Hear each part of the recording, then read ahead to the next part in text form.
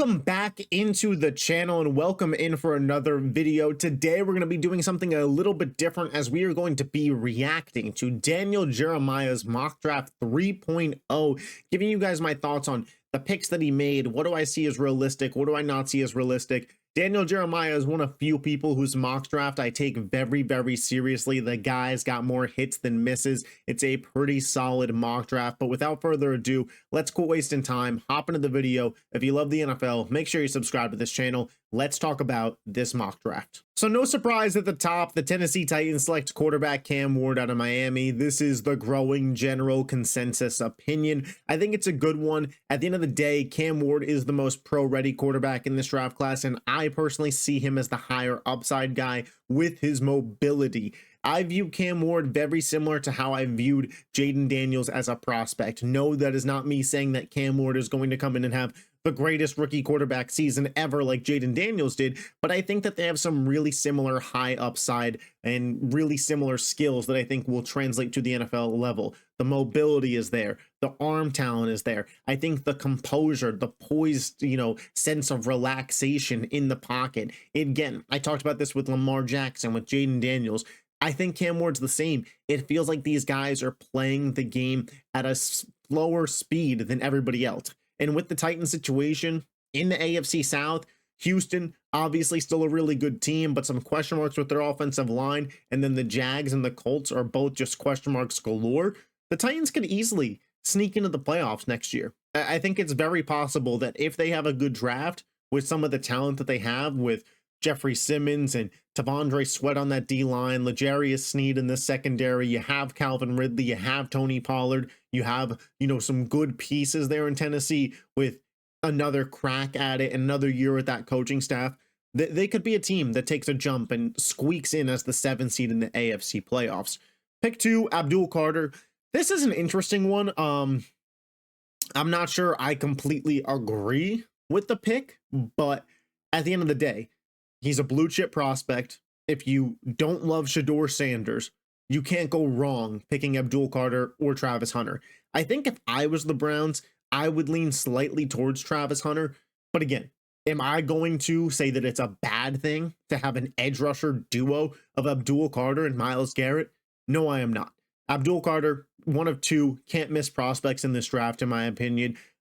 Cleveland would just be punting the quarterback situation another year. That defense would be absolutely disgusting. Prayers up for Burrow, prayers up for Lamar, and prayers up for whoever Pittsburgh's quarterback ends up being. The New York Giants at pick 3 select Shedeur Sanders. I don't see this.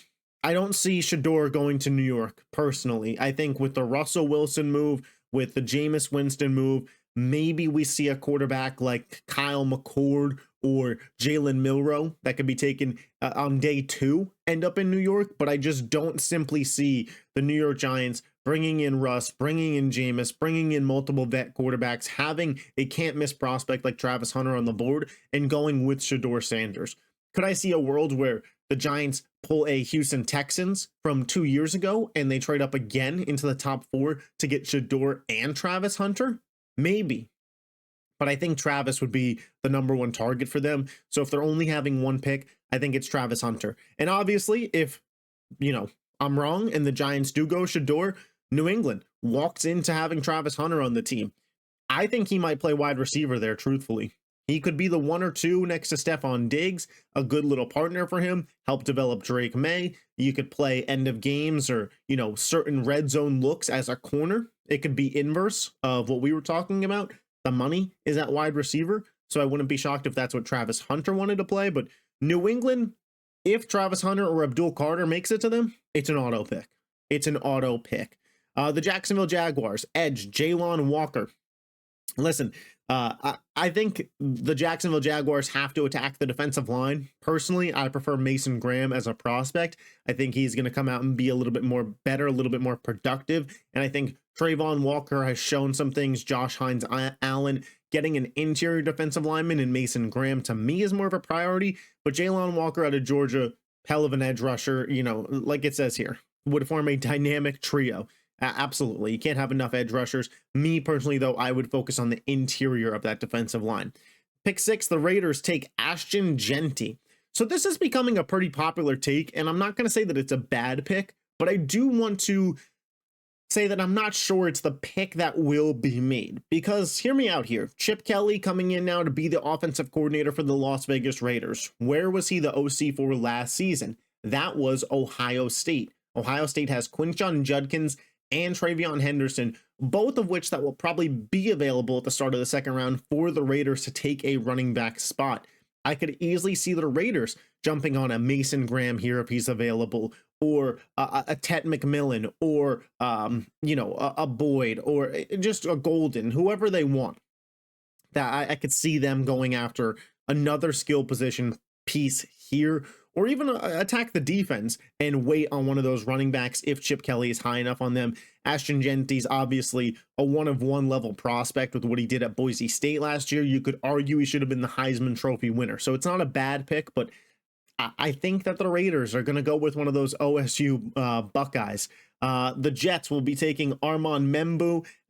This no-brainer pick. Membu, the best tackle on the board in this draft. You could say the best offensive lineman. The Jets desperately need it. If he's on the board, it's an auto pick for them. The Panthers take defensive tackle Mason Graham. Again, I think if he's on the board, that's the right pick. They came up short on Milton Williams, so we know that they want to focus on the defensive line. I've seen a lot of mock drafts having them take Walker out of Georgia, having them take some other guys. So I'm all good with this pick here. Jahad Campbell, the linebacker out of Alabama to the New Orleans Saints. Interesting. I don't know if linebacker goes this early. I think that if I'm New Orleans, I'm continuing to hammer down on the defensive line or bring in an offensive weapon. This is a spot where I look to, is Tyler Warren a guy that they go after? Could we see Tet McMillan or Golden come off the board here?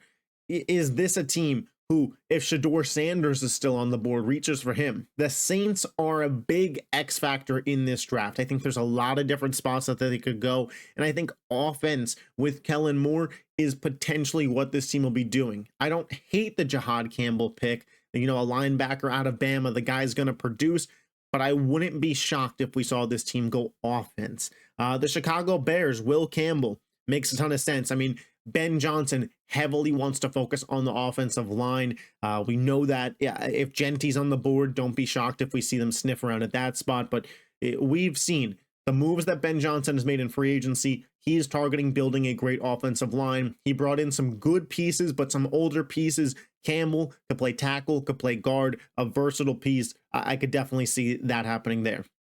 The Niners bring in Jod Barron. Listen, the cornerback out of Texas. And I think San Francisco needs corner. But for me, I'm Will Johnson over Barron. That's where I would stand here. If the Niners go corner, I think it needs to be Johnson. The Niners actually secretly have a ton of pieces that they need, whether that's defensive end, defensive tackle, corner. They could potentially go wide receiver if they're moving off of Ayuk. They got a lot of holes to fill.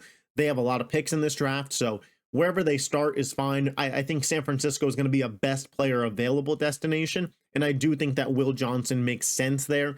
Right here, we got the Dallas Cowboys selecting Matthew Golden, the wide receiver out of Texas.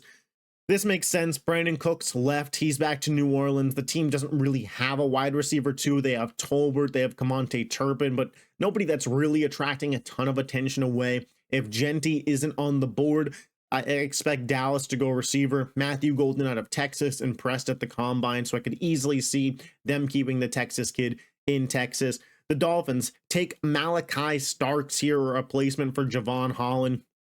Unfortunately for my Eagles, this makes a ton of sense. Eagles fans like myself have a dream right now of Malachi Starks being available. I don't know if that's the case, but Miami, this would be a home run play. Safety, nickel. This guy could do it all. This guy is clear and no doubt in my mind the best safety in this draft, and Miami would be landing him. The Colts here take tight end Tyler Warren out of Penn State. I'll be interested to see who goes first, Warren or Colston Loveland, when we get to the actual NFL draft. Warren, a little bit more flexibility in what he could do. He's a more versatile player, a good vertical threat, great in the run blocking game, great as a runner. you know, you give Shane Steichen a guy like Tyler Warren, and he could do a lot with him, whether it's Anthony Richardson or Daniel Jones on the football field. Will Johnson then goes to Atlanta. Listen, I think Will Johnson's a great talent. Atlanta needs a defensive end. Atlanta needs an edge rusher, and they need a first-round edge rusher talent. And this is a pretty solid edge class, so I think Atlanta needs to be taking an edge rusher at pick 15. The Cardinals take interior offensive lineman Gray Zabel. I've seen him move up draft boards. I think it's just because of the versatility that he has as an offensive lineman. This Drew Petzing offense, a lot in the run, so you got to have strong interior offensive line. I don't hate the pick for the Cardinals. I still think they might try and build out their defense, and if Will Johnson makes it to them, or even Barron, the corner out of Texas, that's where I'm thinking if I'm Arizona, personally. We got the Bengals taking Mike Green, the edge rusher out of Marshall. This guy, from what I understand, has been absolutely explosive. And even if you keep Trey Hendrickson, still have a good pass rush. Still bring in an edge rusher in Green. Cincinnati really needs to build their defense through the draft now. The Seattle Seahawks, they select tight end Colston Loveland. Personally, I think Seattle needs to be focused on interior offensive line. If Gray Zabel's on the board at pick 18, that is where Seattle would be going. I think Seattle is fine in the weapons category. I think maybe they could spend a day 2 pick on another outside wide receiver, but at the end of the day, tight end is a position of need, but I don't think you need it as much to reach at pick 18 on Colston Loveland. I think Seattle should focus on building the offensive line and figuring it out. No, if you have Noah Fant as your tight end for next year, like that, you'll live, okay? You could live with Noah Fant at tight end. You can't live, especially with Sam Darnold, with no interior offensive line. Pick 19, we got the Tampa Bay Buccaneers taking the edge, Donovan Ezekuru. I'm gonna have to learn how to say these last names as I read them, but defensive end out of Boston College. I don't know too much about the prospect here. I like Tampa Bay taking an edge rusher in this draft. There's some guys that I do know that are still on the board that I'm sure we'll get to, but at the end of the day, Tampa bringing in an edge rusher for this defense is a smart move. At pick 20, the Denver Broncos select Omarion Hampton. This has become a very popular pick for Denver, and with Matthew Golden off the board, with Tyler Warren off the board, with Colston Loveland off the board, I don't hate the pick here. At the end of the day, this team let Javonte Williams go. I don't think they have a true answer as to who is the lead back. I like Jaleel McLaughlin as a scat, third down back. I wouldn't be shocked if we saw Denver, more so focus on a power back like a Quinshon Judkins to pair with him. Maybe they can trade up in the second round and get him and work on bringing in another offensive skill piece here, whether that's a Tet McMillan or an Emeka Egbuka. I think that AFC West is going to be very competitive, so each and every pick for the Broncos, the Chargers, and hell, even the Chiefs at this point really does matter. If you could get Judkins later and get an Egbuka here to be your slot guy, that's where I lean if I'm Denver personally. Pittsburgh, so not a surprise of the draft, I would say, but a big selection here. Quarterback Jackson Dart out of Ole Miss. This is a pick that I like. And I have some question marks about Jackson Dart in his football IQ. But there's no denying the arm talent, the size, and he's pretty mobile for his size. If Pittsburgh were to land on Dart and bring in Rodgers for a year, redshirt Dart, I don't think Pittsburgh makes noise next year. But putting Dart in a position like that to succeed, Dart could very well be the best quarterback in Pittsburgh since Big Ben.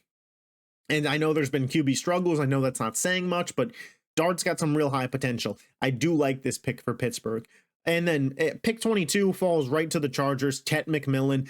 If the Chargers can make it out of this draft with Tet McMillan after, whiffing, or not even whiffing, but just not getting DK Metcalf, not getting Devontae Adams, not getting Stephon Diggs, and they can leave with the number 1 true X wide receiver in this draft class in Tet McMillan, great size, great speed, great route running out of Arizona, that'd be a home run pick for the Chargers. I know Jim Harbaugh is not a skill position guy, but if Tet McMillan's on the board at pick 22, you got to run. You got to run that pick in. The Green Bay Packers, they bring in Maxwell Harrison, Kentucky corner. Listen, I don't think Jair Alexander is going to be the corner of the future in Green Bay. I think that he ends up getting released post June 1st. And Nate Hobbs and Maxwell Harrison would be a fine cornerback duo for Green Bay. If Tet McMillan falls to them, I think they should highly consider it, truthfully. This team, my biggest gripe with them, and I talked about it on Monday's video, They just don't have a true wide receiver one. They just don't. And while this is a fine pick, I don't think it's a needle mover. Minnesota Vikings, Nick Amanawari, the safety out of South Carolina. Personally, I prefer Xavier Watts, the safety out of Notre Dame, but this is a fine pick. The team lost Bynum. Harrison Smith's getting older, so safety would be a good spot for the Minnesota Vikings. Their roster, man, is just unbelievably stacked. The Houston Texans take Kelvin Banks Jr., the offensive tackle out of Texas. Fine pick here. If Abuka's on the board, don't be shocked if you see Houston sniff around. CJ Stroud was his college quarterback.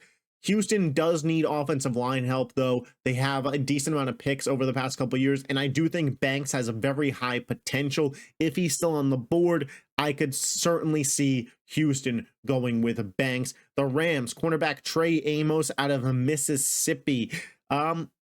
I think focusing on that young defense is the move. I'm just trying to go through the Rams roster in my head here. Interior offensive line is something I would as well focus on. The defensive line's pretty solid. You could go linebacker. If the linebacker at Alabama, Jahad Campbell, makes it to 26, don't be shocked if we see that move. But Trey Amos, working on the secondary, I think is a fine spot for the Rams. Their roster is really, really solid. So I think at a certain point, like your just best tackle available, or best player available, excuse me. Now, tackle for the Baltimore Ravens, Derek Harmon, defensive tackle out of Oregon. Listen, build up that defensive line. If you're Baltimore at this point, do you consider an Emeka Egbuka? I think you have to, right? Abuka's got real high-end talent. Zay Flowers is your true one. You're probably moving off of Mark Andrews sooner rather than later. I think if Abuka's on the board, Baltimore gives him a look, but I'll never hate on a team building in the trenches. The Detroit Lions, Mykel Williams, this team needs an edge rusher. This team needs defensive line help, truthfully. Aiden Hutchinson's great, but outside of him, Detroit's got some question marks in that very competitive NFC North. They need defensive line, but if they want to be a true Super Bowl contender, they gotta have a pass rush. Jaden Daniels, and I know Aiden Hutchinson did not play, but the guy wasn't pressured once in that playoff game. Aiden Hutchinson is a game changer, but Detroit's defense wasn't built for the long haul. I'm just being honest here. That defensive line wasn't built to succeed even with Hutch. They needed another piece. Hendrickson now off the board. Detroit's got to bring in an edge rusher. The Washington Commanders bring in Isaiah Thomas, the Florida State cornerback. I think this is a fine pick. The team traded for Marshawn Lattimore, but his hamstring is kind of hanging on by a thread at this point. They need some solid cornerback depth. I don't hate it. Buffalo Bills, Kenneth Grant, the defensive tackle out of Michigan. The Bills could use D-line help. I think that they maybe would go edge rusher. Shamar Stewart from Texas A&M still on the board at this spot. They don't have, to pair him alongside Joey Bosa and get a real edge rush. You saw, if you're Buffalo, how to beat Kansas City, the hump that they can't get over. Can you get pressure with 4? Buffalo has not been able to. You got to do what you can to change that reality of things. Speaking of Kansas City, offensive Ohio State tackle Josh Simmons. Don't be shocked if the Texans take Simmons over Kelvin Banks. I know the Texas thing there, but don't forget about CJ Stroud's Ohio State connections. This makes a ton of sense. They need a tackle. They need to fix their tackle situation. They brought in the guy from San Francisco to be their permanent left tackle. So, maybe this is a spot where you don't have to go Simmons, but I think if you're Kansas City, building up that offensive line as much as possible is fine. Egbuka, though, still on the board, but Rashee Rice, Xavier Worthy, you're probably not going into the wide receiver section. On the defensive side of the ball, the D-line's pretty solid.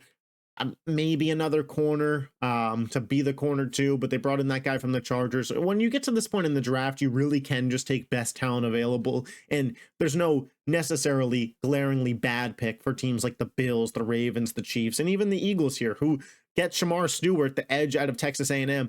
I tell you what, as an Eagles fan, I'd be really, really excited about this pick because this guy's got super high-end upside. There were talks about him going in the top 10 of the draft, so if Philly can snag him at 32, that D-line now is fully replenished in depth. You have Stewart, you have Nolan Smith, you have Jalex Hunt, you have Azeez Ojulari, you have Josh Uche, you have Jalen Carter, you have Jordan Davis, you have Moro Ojomo. Like, that's 8 deep again, already on the defensive line. And if Stewart's on the board, Howie Roseman's probably going to run that pick completely in. But guys, those are just my quick thoughts on Daniel Jeremiah's mock draft 3.0. As we get closer to draft season, maybe I'll mess around and do my own mock draft for you guys. Next week, I'm giving you my way too early predictions, standings, division predictions based on post-free agency. I appreciate you guys' support. If you love the NFL and you're not already subscribed to the channel, hit that button. Made it this far in the video, you didn't hit the like? What are you doing? Smash that button. I'll catch you guys next time. Peace.